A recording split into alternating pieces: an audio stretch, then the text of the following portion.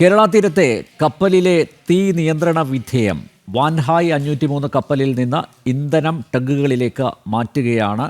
കപ്പൽ ഉൾക്കടലിലേക്ക് വലിച്ചു കൊണ്ടുപോകുന്നു. കോസ്റ്റ് ഗാർഡ് കപ്പലുകൾ തുടർച്ചയായി കൂളിംഗ് നടത്തുന്നുണ്ട്. അതേസമയം കാണാതായ 4 കപ്പൽ ജീവനക്കാരെ കണ്ടെത്താനായില്ല. അനഘ അർഷൻ ചേരുന്നു വിവരങ്ങളുമായി. അനഘ, എന്താണ് ഏറ്റവും പുതിയ വിവരങ്ങൾ?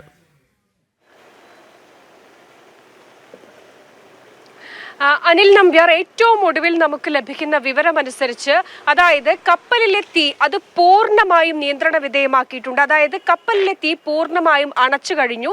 അങ്ങനെ തീ അണച്ചെങ്കിൽ പോലും ഈ കോസ്റ്റ് ഗാർഡിന്റെ സമുദ്രപ്രഹരി, വിക്രം, അതുപോലെ തന്നെ രാജ്ദൂത് തുടങ്ങിയ കപ്പലുകളൊക്കെ തന്നെ ഈ വാൻഹായ് തീപിടുത്തമുണ്ടായ വാൻഹായ് 503 എന്ന കപ്പലിന് പരിസരത്ത് തന്നെയുണ്ട്. ഈ കപ്പലുകൾ ചേർന്ന് കപ്പലിനകത്തേക്ക് ഇപ്പോഴും കൂളിംഗ് നടത്തുന്നുണ്ട്. അതായത് വെള്ളം പമ്പ് ചെയ്യുന്നുണ്ട്. തീ പൂർണ്ണമായും അണച്ചു കഴിഞ്ഞെങ്കിൽ പോലും ആ കപ്പലിൽ നിന്ന് പുക ഉയരുന്നുണ്ട്. പക്ഷെ ഒരു ഘട്ടത്തിൽ പോലും ഈ കൂളിംഗ് നിർത്തില്ല. കാരണം ഏതെങ്കിലും തരത്തിൽ ഏതെങ്കിലും ഭാഗത്ത് ഒരു തീ വീണ്ടും പടരാനുള്ള ഒരു സാഹചര്യവും ഇവർ കാണുന്നുണ്ട്. അതുകൊണ്ട് തന്നെ കൂളിംഗ് ഒരു ഭാഗത്ത് നടക്കുന്നുണ്ട്. അതിൽ ഏറ്റവും പ്രധാനപ്പെട്ട കാര്യം, ഈ കപ്പലിൽ 2000-ലധികം ടൺ ഇന്ധനം ഈ കപ്പലിനകത്തുണ്ട്. ആ ഇന്ധന ചോർച്ച, ഒരു ഘട്ടത്തിൽ ഇന്ധന ചോർച്ച ഉണ്ടായിരുന്നു.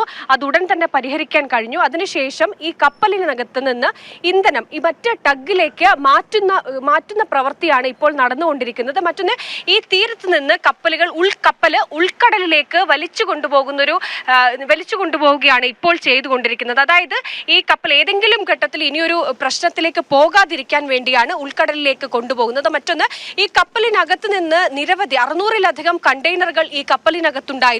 അതിൽ 25-ലധികം കണ്ടെയ്നറുകൾ ഇതിനോടകം തന്നെ കടലിലേക്ക് വീണ് കഴിഞ്ഞു. ബാക്കി കണ്ടെയ്നറുകൾ കപ്പലിനകത്ത് ഇപ്പോഴുമുണ്ട്. ആ കണ്ടെയ്നറുകൾ കപ്പലിൽ നിന്ന് മാറ്റി ടഗുകളിലാക്കി മറ്റ് തീരദേശത്തേക്ക് എത്തിക്കാനുള്ള ശ്രമം കൂടി നടക്കുന്നുണ്ട്. ഇതിൽ ഏറ്റവും പ്രധാനപ്പെട്ടത്, ഈ കഴിഞ്ഞ തിങ്കളാഴ്ചയാണ് ഈ കപ്പലിൽ തീപിടുത്തം ഉണ്ടാകുന്നത്. ആ തീപിടുത്തം ഉണ്ടായതിനു ശേഷം ആ 18 ക്യാപ്റ്റൻ അടക്കമുള്ള 18 ജീവനക്കാരെ ജീവനോടെ മറ്റു പരിക്കുകളൊന്നും ഇല്ലാതെ തന്നെ രക്ഷപ്പെടുത്താൻ സാധിച്ചു. പക്ഷേ കപ്പലിൽ 22 പേരാണ് ഉണ്ടായിരുന്നത്. അതിൽ 4 പേരെ ആ ദിവസം തന്നെ കാണാതായിരുന്നു. ആദ്യഘട്ടത്തിലൊക്കെ തന്നെ ഇവരെ ജീവനോടെ രക്ഷിക്കാൻ കഴിയുമെന്നൊരു വിശ്വാസം ഈ രക്ഷാദൗത്യത്തിന് എത്തിയവർക്കുണ്ടായിരുന്നു. പക്ഷേ അന്ന് മുതൽ തന്നെ ഇവർക്കായുള്ള തിരച്ചിൽ ഊർജിതമാക്കിയിരുന്നു. പക്ഷെ ഒരു ഘട്ടത്തിൽ പോലും ഇവരെ കണ്ടെത്താൻ സാധിച്ചിട്ടില്ല എന്നതാണ് വസ്തുത. ഇന്തോനേഷ്യൻ പൗരന്മാർ, മ്യാൻമാർ പൗരന്മാർ തുടങ്ങി ഈ 4 കപ്പൽ ജീവനക്കാരെയാണ് ഇപ്പോഴും കണ്ടെത്താൻ സാധിക്കാത്തത്. ഇനി മറ്റൊന്ന്, ഈ കോസ്റ്റ് ഗാർഡ് അധികൃതർ പറയുന്നതനുസരിച്ചാണെങ്കിൽ ഈ കപ്പലിലെ നടുഭാഗത്ത് നിന്നാണ് ആദ്യം തീ ഉണ്ടായത്.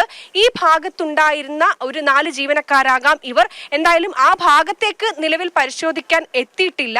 കപ്പലിന്റെ മുകൾ ഭാഗത്താണ് ഇപ്പോൾ രക്ഷാദൗത്യത്തിലെ ജീവനക്കാരൊക്കെ തന്നെ ആ ഭാഗത്തേക്ക് ഇറങ്ങിയിട്ടുണ്ട്. ഇനി അടുത്ത ഘട്ടത്തിൽ കപ്പലിൽ ആ ഭാഗത്തു കൂടി പരിശോധന നടത്തും.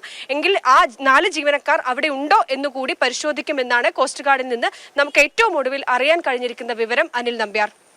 കേരള തീരത്തെ കപ്പലിലെ തീ നിയന്ത്രണ വിധേയം വാൻഹായ് 503 കപ്പലിൽ നിന്ന് ഇന്ധനം ടഗുകളിലേക്ക് മാറ്റുകയാണ്. കപ്പൽ ഉൾക്കടലിലേക്ക് വലിച്ചു കൊണ്ടുപോകുന്നു. കോസ്റ്റ് ഗാർഡ് കപ്പലുകൾ തുടർച്ചയായി കൂളിംഗ് നടത്തുന്നുണ്ട്. അതേസമയം കാണാതായ 4 കപ്പൽ ജീവനക്കാരെ ഇതുവരെയായും കണ്ടെത്താനായില്ല. അനഘ ഹർഷനാണ് വിശദമായ വിവരങ്ങൾ നൽകിയത്.